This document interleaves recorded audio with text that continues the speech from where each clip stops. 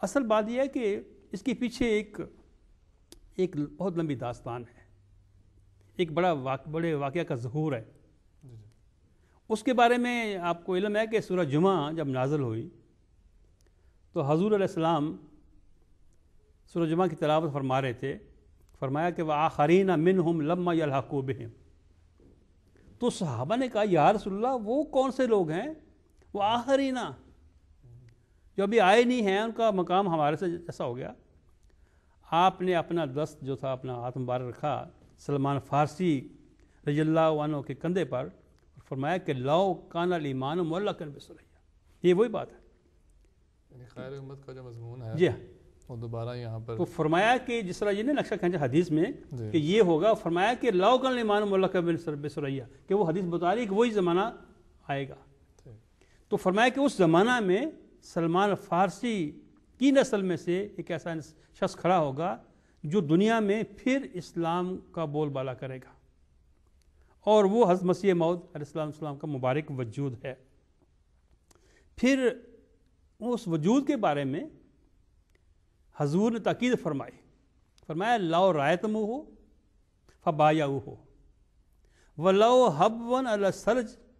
فإنہ خلیفۃ اللہ المہدی، فرمایا اگر آپ اس کا زمانہ پاؤ، اس کو دیکھو تو اس کی بیعت کرو، اگر آپ کو برف والی پہاڑیوں کے اوپر بھی جانا پڑے، کرال کرنا پڑے، پھر بھی وہاں جا کر میرا سلام پہنچاؤ۔ کیوں؟ کہ وہ جو ہے وہ مہدی ہے، وہ زمانے کا ہادی ہوگا، اس کے ذریعہ جو دنیا میں ضلالت پھیلی ہوئی ہے وہ دنیا میں ختم ہوگی، اور پھر اس کے ذریعہ دنیا میں اسلام کا غلبہ ہوگا۔ پھر قرآن شریف میں جو آتا ہے نا کہ لِیُظْہِرَهُ عَلَى الدِّینِ کُلِّهِ، یہ پیش گوئی ہے کہ ایک زمانہ آنے والا ہے کہ دنیا میں اسلام پھر سے غالب ہوگا۔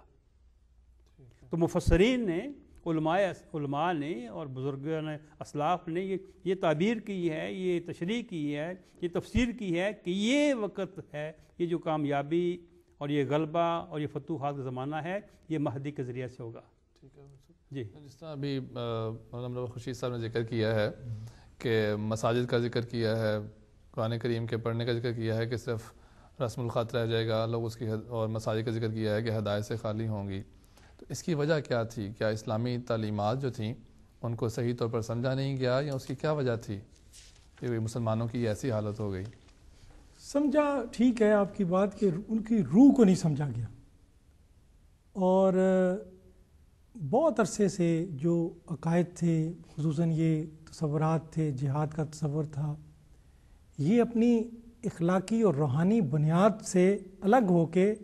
وہ سیاسی جو ایڈونچرس تھے ان کے ہاتھ میں کھلونا بن گیا تھا۔ اور بڑے عرصے سے اسٹیٹس، مختلف مسلم اسٹیٹس، وہ مختلف اپنے جو ان کے فقہاء تھے ان سے مشورے وغیرہ لیتی تھی، اس طرح وہ بھی وقت کی ضرورت نزاکت کے مطابق اس طرح دیتے تھے۔ اس کی جو بنیاد تھی روحانیت اور جو اس کے پیچھے اسپرٹ تھی، اس سے یہ محروم ہو چکا تھا، اور اس دور میں جب ہم داخل ہوئے ہیں کنفیوژن کے ساتھ داخل ہوئے ہیں، وہ بنیادی کنفیوژن تھا۔ بات یہ ہے کہ اس میں ہم دیکھتے ہیں کہ یہ جب ایک اجازت، یعنی پادری یہ الزام لگاتے تھے اسلام پہ کہ تلوار کے زور پہ پھیلا ہے، تلوار کے زور پہ پھیلا ہے، تو 1889 میں 1879 میں نور افشاں ایک اخبار ہے، اس نے لکھا کہ عیسائی اخبار ہے، اس نے لکھا کہ اسلام نے نہ تو اچھے حکمران پروڈیوس کیے ہیں، نہ اچھے وہ انہوں نے ایڈمنسٹریٹر پروڈیوس کیے ہیں، اس میں ہیومینٹی نہیں ہے اس مذہب میں، اور چاہیے ان لوگوں کو کہ یہ اگر ترقی کرنی ہے، اس طرح پروڈیوس کرنا ہے تو یہ ہو جائیں، ہمارے مذہب قبول کر لیں، اور پھر تلوار کے زور پہ پھیلا ہے۔ ایک بڑے مشہور و معروف مفکر ہیں، بین ہی یہی جو الزام لگ رہے ہیں وہ قبول کر رہے ہیں۔ وہ فرما رہے ہیں کہ واضح و تلقین میں ناکامی کے بعد جب حضرت صلی اللہ علیہ وسلم نے تلوار اٹھائی تو دلوں سے بدی اور شرارت کا زنگ چھٹنے لگا، اور دلوں پر پڑے ہوئے پردے چاک ہونے لگے۔ اب یہ وہی بات جو الزام کے رنگ میں کی جا رہی ہے، یہ اسے تسلیم کر رہے ہیں۔ اگر تلوار سے ہی چیز نے پھیلنا تھا تو محمود شلتوت ہیں مصر کے ایک بہت بڑے اسکالر ہیں, انہوں نے کہا 70 آیات قرآن پاک کی منسوخ سمجھی جائیں گی جو تو ریزن کو اپیل کرتی ہیں. اس میں لکھا ہے, قرآن میں ہے کہ ان کے پاس دل ہے, لہم قلوب لا یفقہون بہا لہم عین لا یبصرون بہا, ان کے پاس دل ہیں سمجھتے نہیں ہیں, اور ان کے پاس آنکھیں ہیں دیکھتے نہیں ہیں. تو اس کو جو قرآن اپیل کرتا ہے, ریزن کو اپیل کرتا ہے, اور اس کی جگہ تلوار آ گئی. اس کنفیوژن سے مسلمان نہیں نکل سکے, اور میں یہی سمجھتا ہوں کہ روح اس کی جو ہے وہ سیاست میں آ کے مذہب اس کی ہوئی, اور اس وجہ سے یہ سارا ہمیں دیکھنا پڑا, اور وہ اس ایک کانٹیکسٹ میں نہیں سمجھا گیا. اوزین الذین یقاتلون بانہم ظلموا, کہ یہ ایک کانٹیکسٹ میں بات ہوئی ہے, اور اس کانٹیکسٹ میں اللہ تعالیٰ کی تائید بھی ساتھ شامل. اب اس کانٹیکسٹ میں کوئی ایسی نئی بات نہیں ہے, لہٰذا اب ہم ریزن کے ساتھ آرگومنٹ کر سکتے ہیں, اپنا میسج آزادی سے پہنچا سکتے ہیں, اور جو بھی پہنچائے گا اسے کامیابی ملے گی. اللہ کی تقدیر اس صورت میں چل رہی ہے. سر جیسے ابھی نصیر حبیب صاحب نے اوزین الذین یقاتلون بانہم ظلموا کا ذکر کیا, جہاد کی جو اجازت ہے اس کا ذکر کیا, تو اس کی جو درست تعلیم ہے, جو اس کے متعلق جو پہلے مسکنسیپشن تھا, اس کو کس طرح حضرت مسیح موعود علیہ السلام نے اس کو دور کیا ہے, اور اس کے متعلق کیا ارشاد فرمایا؟ بات یہ ہے کہ جیسا کہ باتیں ہو رہی ہیں کہ مسلمانوں کی ایک عجیب کیفیت بن گئی تھی, لا علمی